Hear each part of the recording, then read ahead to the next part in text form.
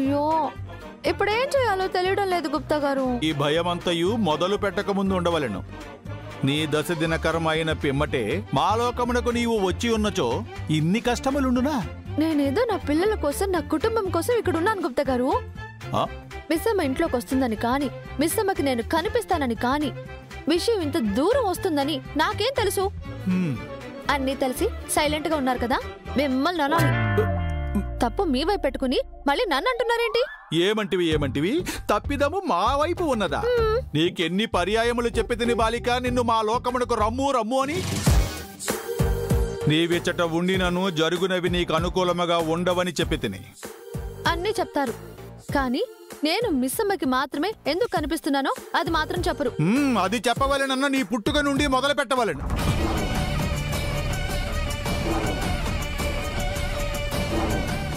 ఏంటి గుప్తా గారు, నా పుట్టుక నుంచి మొదలు పెట్టాలా? ఎందుకు? గుప్తా గారు చెప్పండి. నా పుట్టుకకి మిస్సమ్మకి నేను కనిపించడానికి సంబంధం ఏంటి? అది చెప్పండి గుప్తా గారు, నసరతారేంటి? ముగింపు చెప్పవలెనన్నా ప్రారంభము నుండి ప్రారంభించవలెనని చెప్పుచుంటిని. లేదు గుప్తా గారు, మీరేదో దాస్తున్నారు. నాకు అర్థం అవుతుంది. ఇప్పుడే కాదు, ఎప్పుడు ఈ టాపిక్ మీరు ఇలానే దాటేస్తారు. హాతవిధి, నిన్ను మోసము చేయుట నా వల్ల కాదు. ప్రయత్నించి తిని కానీ ఎన్నడూ గెలవలేకపోతిని. నీవిప్పుడు సమస్యల సముద్రమున ఉన్నావు. ముందు వాటి గురించి ఆలోచింపుము బాలిక. ఆ బాలిక నీ చిత్రపటము చూచినచో నీవు ఆత్మవని తెలియను.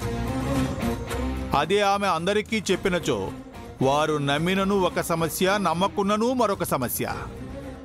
ఏ సమస్యకైనను పరిష్కారము మాత్రము నీవే చెప్పవలెను. నీ కారణమున ఆ బాలిక జీవితములో అనవసర గందరగోళములు ఎందులకు సృష్టించితివని నిన్ను అడిగినచో ఏమి చెప్పెదవు? చూడు బాలిక, ప్రస్తుతమునకు మాత్రమే ప్రమాదము తప్పినది, పూర్తిగా కాదు. అది గుర్తు పెట్టుకున్నాము. అది కాదండి గుప్తా గారు, నేను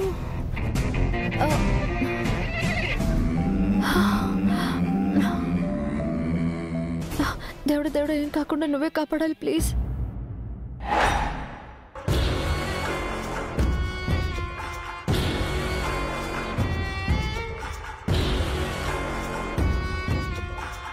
ప్రస్తుతానికి అస్థికలు ఇంట్లో అమర్ సంరక్షణలో ఉన్నాయి. ఒక గండం తప్పింది.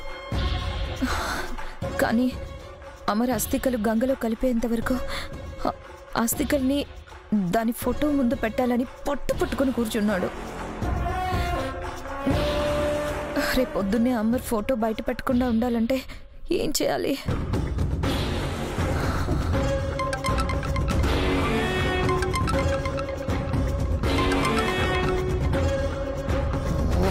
చెప్పగోరా. ఆ అస్థికల కుండ వైకుంఠధామంలో ఎందుకు లేదు? అరుంధతి అస్థికలు ఉండాల్సింది అక్కడే కదా. నా వెనక ఏం జరుగుతుంది మనోహరే? ఆ విషయం గురించి నేనే నీకు ఫోన్ చేద్దాం అనుకున్నాను. ఇంతలో నువ్వే చేసావు గోరా. అస్థికలు ఉంటే కదా కలపగలరు. అందుకే అస్థికలు తీసుకొని నీకిచ్చేద్దామని అక్కడికి వెళ్తే అదే టైంకి అమర్ వచ్చాడు. నా మీద డౌట్ కూడా వచ్చింది. నేనే ఏదో కవర్ చేసి తప్పించుకున్నాను. అమర్ అస్థికల్ని ఇంటికి తీసుకొచ్చేశాడు. ఏంటి మనోహరి, అక్కడ అందరినీ మోసం చేస్తున్నట్టు నన్ను కూడా మోసం చేస్తున్నావా? హే, నేనెందుకు నిన్ను మోసం చేస్తాను? మరెందుకు అస్థికల్ని తీసుకోవడానికి అక్కడికి వెళ్ళావు? నా కోసమైతే కాదు, నాకు దొరకకుండా దాచుకోవడానికి అనుకుంటా. ఏంటి మనోహరి, ఉలుకు పలుకు లేదు. నీ ఉద్దేశం నాకెలా తెలిసిందని ఆలోచిస్తున్నావా? ఏమైంది ఘోరా నీకు? పూజ చేసి శక్తులు సంపాదిస్తానని నమ్మకం కోల్పోయావా ఏంటి? నేను నీకు ఎంత సాయం చేశాను? మనిద్దరికీ కావాల్సింది ఒకటే అయినప్పుడు నేను నిన్నెందుకు మోసం చేస్తాను? నటించకు మనోహరి.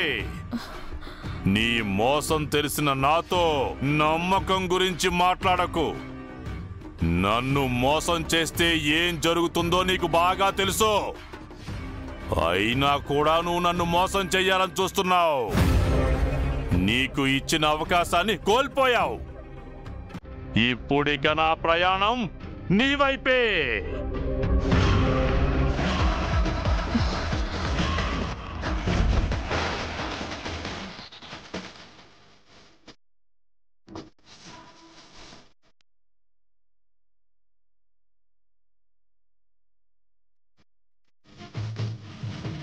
ఏంటి మను, అనుకున్నది జరగలేదని చాలా కంగారు పడుతున్నట్టున్నావు. నువ్వు దేని గురించి మాట్లాడుతున్నావో నాకు అర్థం కావడం లేదు.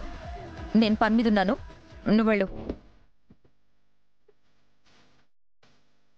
పాపం చేస్తున్నావు మనోహరి, దీనికి ప్రాయశ్చిత్తం కూడా ఉండదు. హే, నువ్వు మాట్లాడేది? నేను మాట్లాడుతుంది 6వ అక్క అస్థికల గురించి అని నీకు బాగా తెలుసు. చేసిన తప్పులు సరిపోవు అన్నట్టు ఇప్పుడు ఆ గోరాతో చేతులు కలిపి అక్క అస్థికలు వాడికి ఇవ్వాలని చూస్తున్నావు. ఇంతకు ముందు కూడా ఒకసారి ఇలానే చేశావు. ఇవాళ కూడా నువ్వు వైకుంఠ ధామానికి వెళ్ళింది అక్క అస్థికలు తీసుకోవడానికే అని నాకు తెలుసు.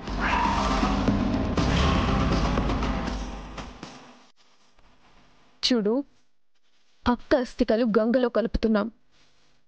మన ఆచారాల ప్రకారం అక్కకి గౌరవమైన వీడుకోలు చెప్తున్నాం. ఈ విషయంలో కానీ నువ్వు అడ్డుపడినా, అక్క అస్థికల మీద చేయి వేసినా నేనేం చేస్తానో నాకే తెలీదు.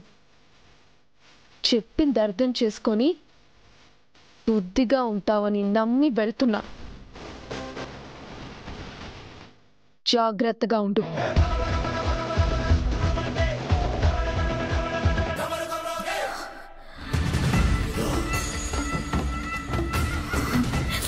విన్నావా గౌరవ్, విన్నావా? నీకోసం చేసిన పని వల్ల ఇంట్లో వాళ్ళు నా మీద ఎలా పగబట్టారో విన్నావా? నువ్వు విన్నా కూడా నమ్మవు కదా. ఇందాకేదో నా కోసం వస్తున్నాను అన్నావు కదా, ఎందుకు? నేనే నీ దగ్గరకు వస్తాను. నన్ను చంపేయ్, అప్పుడు నీకు 6 ఆత్మ దొరుకుతుంది, సరేనా? సరే మనోహరి, నిన్ను నమ్మాలంటే ఆ ఇంట్లో ఉన్న అస్థికలు తెచ్చి నాకివ్వు, అప్పుడు నమ్ముతాను నువ్వు నేను పోరాడుతున్నది ఒక్కదాని కోసమే అని.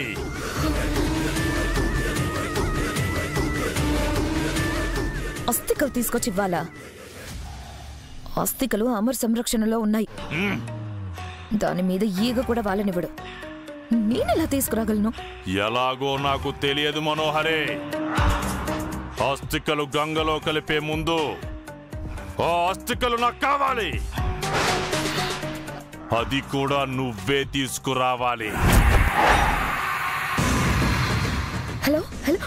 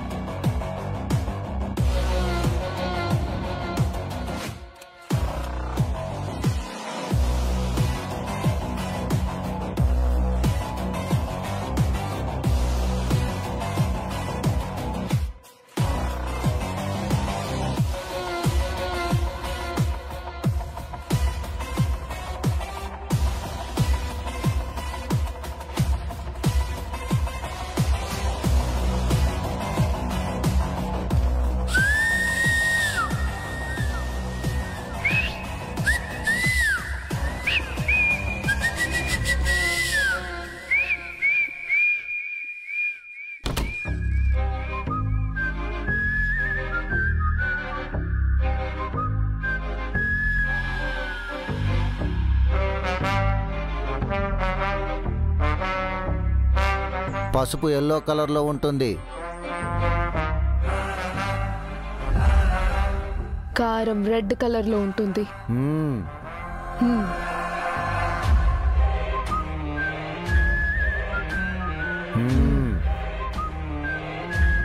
అందరూ పడుకునేశారు కదా మిస్ అమ్మ. పడుకున్నారు రాథోడ్. నువ్వు ప్లాన్ ప్రకారం అన్నీ తెచ్చావు కదా. అంతా సెట్ చేశాను మిస్ అమ్మ. ఇక మనం ప్లాన్ ఎగ్జిక్యూట్ చేయటమే లేటు. మనం అనుకున్నది అనుకున్నట్టు జరిగితే పౌర్ణమి అయ్యే వరకు మనకెలాంటి టెన్షన్ ఉండదు. టెన్షన్ ఏంటి మిస్ అమ్మ? గుండెల మీద చెయ్యి వేసుకొని ఉండొచ్చు. సరే అయితే ప్లాన్ అంతా పర్ఫెక్ట్ గానే ఉంది కదా. ఉంది మిస్ అమ్మ, నువ్వేం భయపడకు, నేను చూసుకుంటా. సరే.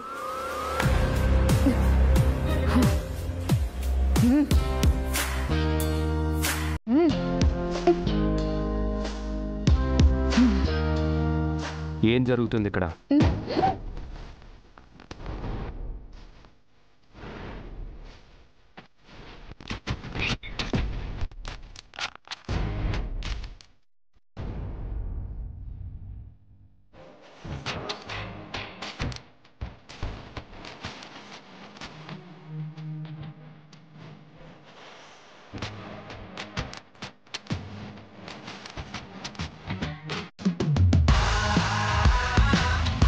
అందరూ పడుకున్నారు, ఫీల్డ్ అంతా క్లియర్ అని విజిలేసి మరీ చెప్పావు కదా మిస్ అమ్మ.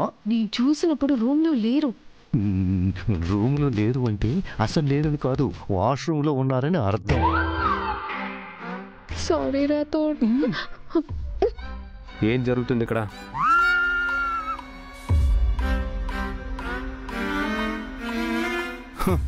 ఇంత మాత్రానికి విజిల్స్ మళ్ళీ కోడి వడుసు మన ముఖానికి.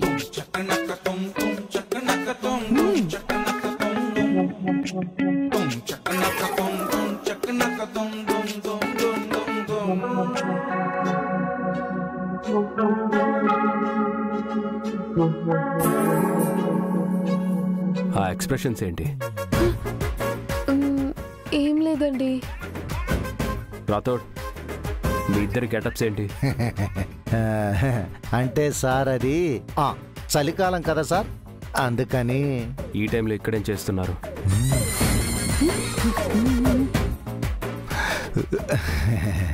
అంటే సార్ అస్థికలు ఇంట్లో ఉన్నాయి కదా సార్, వాటికి కాపలా కాస్తున్నాము. పర్లేదు, నేనున్నాను కదా. అయినా ఇంట్లోకి వచ్చే ధైర్యం ఎవరికుంది? ఇంటి దొంగని ఈశ్వరుడు కూడా పట్టుకోలేరు అంటారు. ఏంటి? ఏం లేదు, అక్క అస్థికల విషయంలో ఛాన్స్ తీసుకోలేమని చెప్తున్నానండి. ఓకే రాథోడ్, ఏమైనా అవసరం వస్తే నన్ను నిద్రలేపు. అలాగే సార్. ఈ బ్యాగ్ ఏంటి?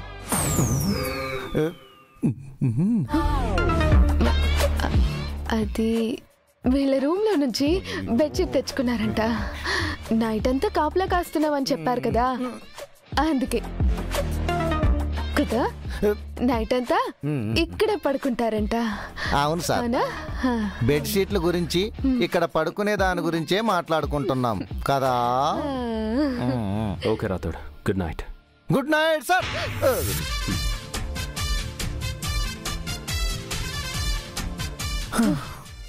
ఏంటి నువ్వు?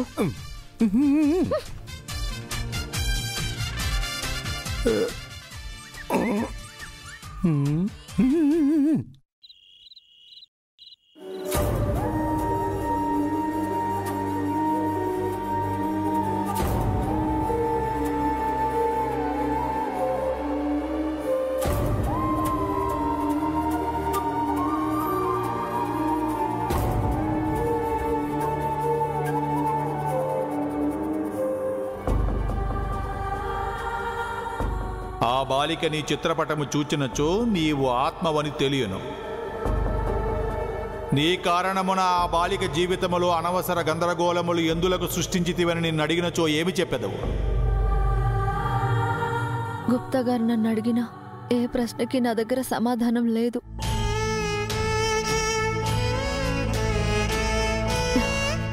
నా మౌనాన్ని గుప్తా గారు అర్థం చేసుకోగలరు, కానీ మిస్సమ్మ అర్థం చేసుకోగలదా? ఇంత ప్రమాదకరంగా మారుతుందని తెలియక ఆటని మొదలు పెట్టేశాను. కొనసాగించలేను, ముగించకూడదు.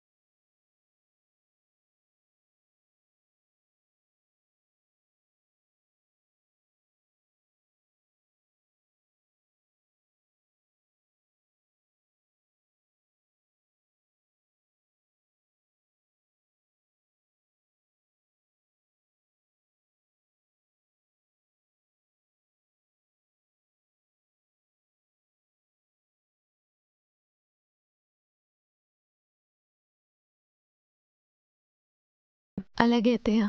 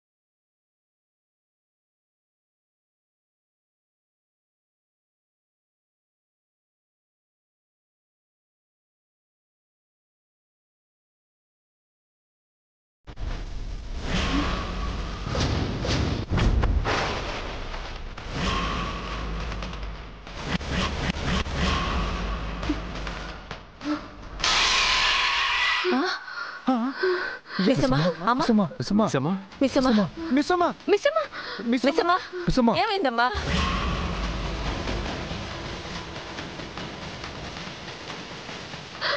మిస్సమ్మా, జాగ్రత్త.